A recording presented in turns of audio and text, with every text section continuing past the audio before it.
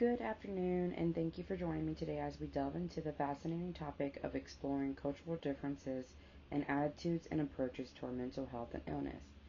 In today's globalized world, it is important to understand how diverse cultures perceive and address mental health and how these attitudes can impact the treatment and support available to those who are struggling. Through this presentation, I will examine various cultural perspectives and their impact on mental health, and hopefully gain a deeper understanding of the complex and nuanced topic. So let's begin our journey of exploring cultural differences in mental health and illness. Mental health is a crucial aspect of overall well-being, encompassing our emotional, psychological, and social well-being. It affects how we think, feel, and act, and can play a significant role in our ability to cope with stress, build relationships, and make decisions. Despite its importance, the topic of mental health is often neglected and misunderstood, with many people feeling uncomfortable discussing their own mental health or that of others. This is influenced by cultural factors such as beliefs, values, and attitudes towards mental health, which vary greatly across different cultures. In some cultures, many mental health is stigmatized and seen as a personal weakness, while in others it is more openly discussed and accepted.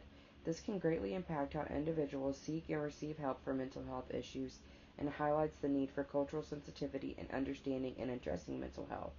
By acknowledging and addressing mental health, we can promote overall well-being and create a more compassionate and inclusive society. What is mental health? Well, it encompasses a wide range of aspects, including emotional well being, cognitive abilities, and social functioning. However, different cultures may define mental health differently. For instance, in some Asian cultures, mental health is often perceived as a personal issue rather than a medical one. I find this interesting as somebody who is in the psychology field because I know how it affects the brain, whereas in Asia, they perceive it as more of a personal issue for you to figure out on your own, which I think that it is personal. It's for us to deal with and figure out how we're going to handle it. But there are instances where someone may not understand how to cope with a mental health disorder or illness, which is where support needs to be offered. And then in Germany, mental health is a societal concern. Understanding these cultural variations and how mental health is defined is crucial for effective cross-cultural communication and care.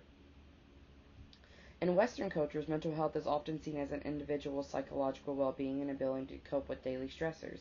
That's here in America. Mental health is very widely discussed and talked about now, but there was a point in time where in the Western culture it wasn't talked about. There wasn't diagnosis. There was just handling it on your own, figuring out things on your own, especially when it came to a man having these bigger emotions or these mental illnesses.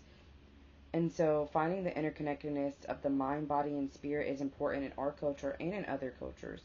It is important to acknowledge and understand these differences when discussing and addressing mental health issues, especially as somebody who is going to work in the field of mental health or in the field of the hospital, because you're going to come across different cultures that doesn't know how to handle what they're feeling because they've never been introduced to that before, because in their culture it's pushed behind them or consolidated. And so that is what mental health is.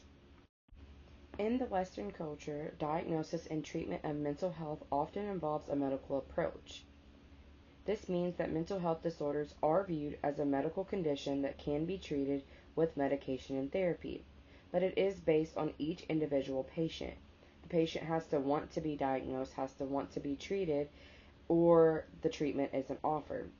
In other cultures, mental health may be viewed more holistically and may involve traditional healing practices such as herbal remedies, spiritual rituals, and community support. There also might be an emphasis on biomedical approaches.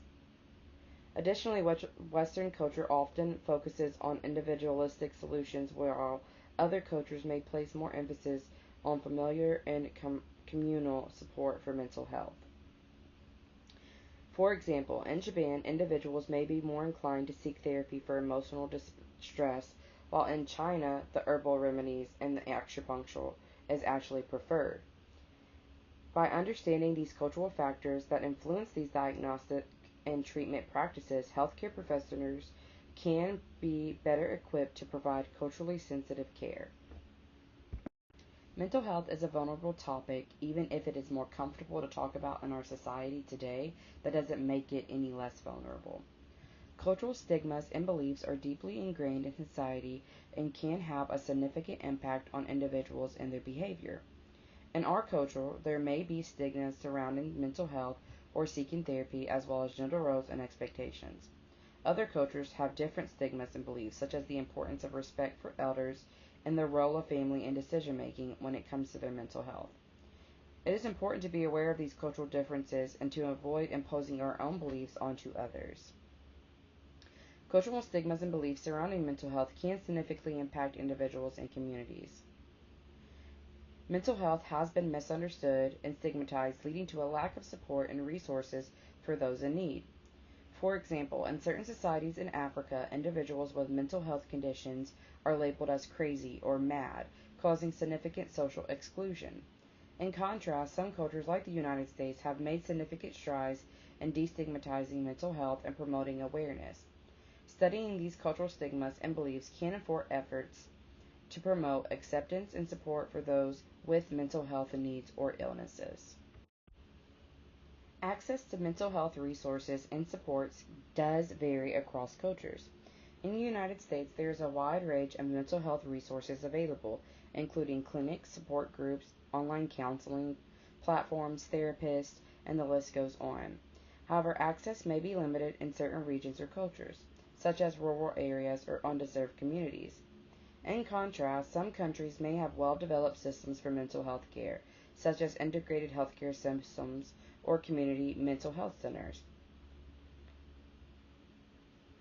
Many developing countries, particularly in Africa and Southeast Asia, struggle with a lack of mental health resources. This is due to limited funding, inadequate training for mental health professionals, and cultural stigma surrounding mental health issues. As a result, many individuals in these countries do not have access to proper treatment and support for their mental health needs.